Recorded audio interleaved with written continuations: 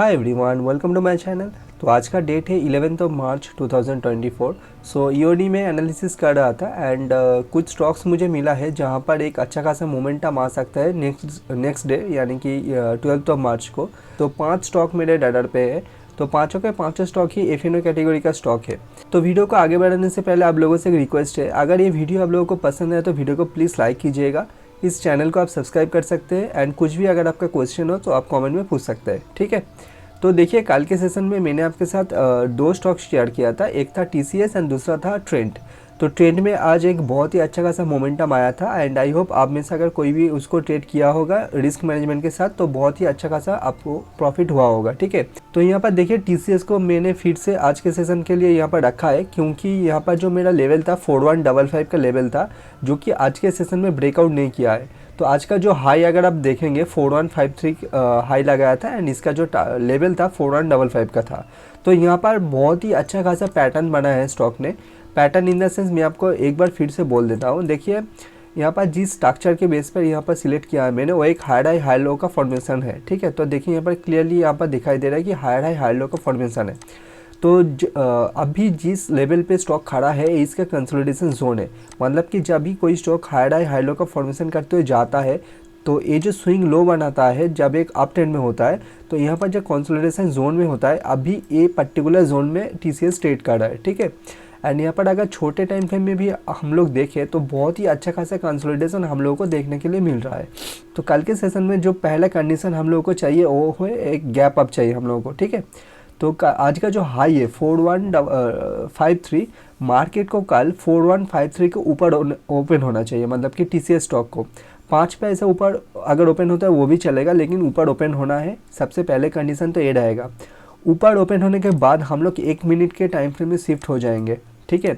फिर हम लोग वेट करेंगे 2 से 3 मिनट तक एक करेक्शन होने के लिए, मतलब कि मान लेते हैं कल मार्केट नियर अबाउट इस लेवल के आसपास ओपन होता है, फिर मार्केट आइदर एक हाई लगाएगा या फिर एक लो लगाएगा, नीचे आएगा।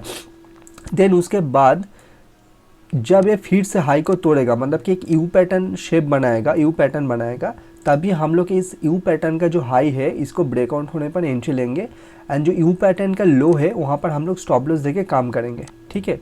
टारगेट होगा 4325 एंड मुझे ऐसा लगता है कि मोर देन 1:3.5 के ऊपर या फिर 1:4 के ऊपर रिस्क रिवॉर्ड हम लोगों को मिल सकता है, ठीक है। सेकेंड जो स्टॉक है वो है जेएसडब्ल्यू स्टील। अगेन एक फ्यूचर का स्टॉक है।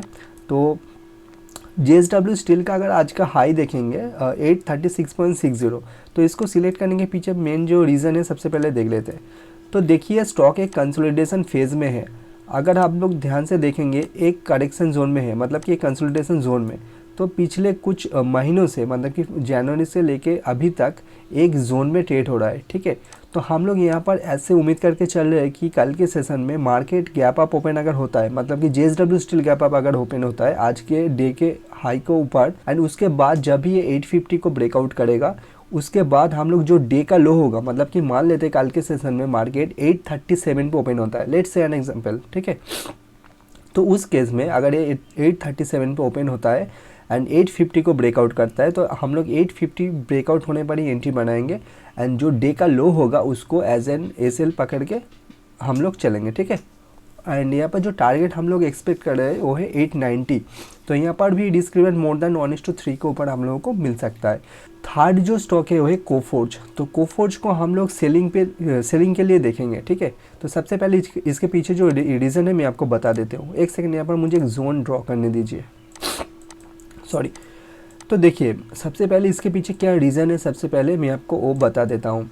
देखिए, मार्केट यहाँ पर अब अगर स्ट्रक्चर को नोटिस करेंगे, एक हाई लो का फॉर्मेशन बनाते हुए स्टॉक चल रहा था, ठीक है। तो ये जो स्ट्रक्चर बनाया है, तो यहाँ पर मैंने 2 ट्रेंड लाइन को ड्रॉ किया है। अगर इस 2 ट्रेंड लाइन को आप ध्यान से देखोगे तो एक चैनल काइंड ऑफ पैटर्न आपको देखने को मिलेगा, ठीक है।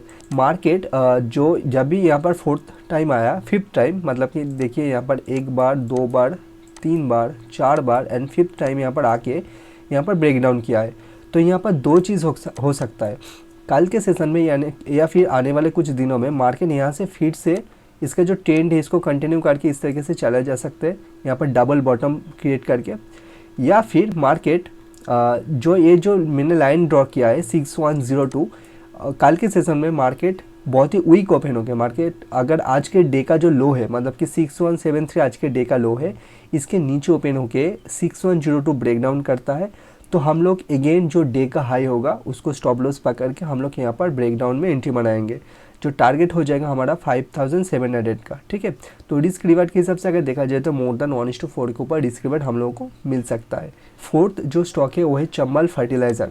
यहाँ पर एक चीज़ नोटिस कीजिए, मार्केट अगर आप लोग इस पॉइंट से देखेंगे, ये जो जोन था, मतलब कि अगर आप पर्टिकुलरली ये जो जोन है इसको देखेंगे, एक साइडवेज जोन था। ये साइडवेज जोन को मार्केट ने ब्रेकआउट किया एंड करेंटली मार्केट एक अप ट्रेंडिंग कंटिन्यूएशन पे है। ठीक है, मतलब कि मार्केट एक हायर हाई हाई लो का फॉर्मेशन बनाते हुए अप साइड में जा रहा है। तो देखिए यहाँ पर क्लियरली आपको दिखाई दे रहा होगा। एंड यहाँ पर देखिए एक डबल बॉटम भी मार्केट ने बनाया है। एंड फिर से यहाँ पर और एक चीज़ नोटिस कीजिए, यहाँ पर मैंने एक छोटा सा ट्रेंड लाइन ड्रॉ किया है जहाँ पर ये ऑलरेडी क्लोज करके मार्केट ने 7 मार्च को क्लोजिंग करके यहाँ पर कंसोलिडेशन दिखा रहा है। ठीक है, तो मुझे ऐसा लगता है कि कल के सेशन में मार्केट अगर गैप अप ओपन होता है, मतलब कि 378 के ऊपर ओपन होकर 384.50 ब्रेकआउट करता है तो हम लोग 410 का टारगेट देख सकते हैं। उस केस में जो डे का लो होगा उसके थोड़ा सा नीचे, मतलब कि 5-10 पैसे नीचे हम लोग स्टॉप लॉस लगा के यहाँ पर प्लान कर सकते हैं। एंड मुझे ऐसा लगता है कि यहाँ पर मोर देन 1:4 के ऊपर या फिर 1:5 के ऊपर रिस्क रिवार्ड हम लोगों को मिल सकता है। ठीक है, जो आखिरी स्टॉक है वो अगेन बाइंग का स्टॉक है, एस्ट्रा लिमिटेड। तो यहाँ पर भी सेम कंडीशन है, मार्केट अप ट्रेंड में चल रहा है and higher high high low का फॉर्मेशन बनाते हुए चल रहा है। तो बहुत ही अच्छा खासा पैटर्न यहाँ पर है। तो अगर इसका जो ट्रेंड इसको कंटिन्यू करना है तो फिर से इसका जो हाई इसने बनाया है 2144 का, इसको फिर से इसको तोड़ना पड़ेगा।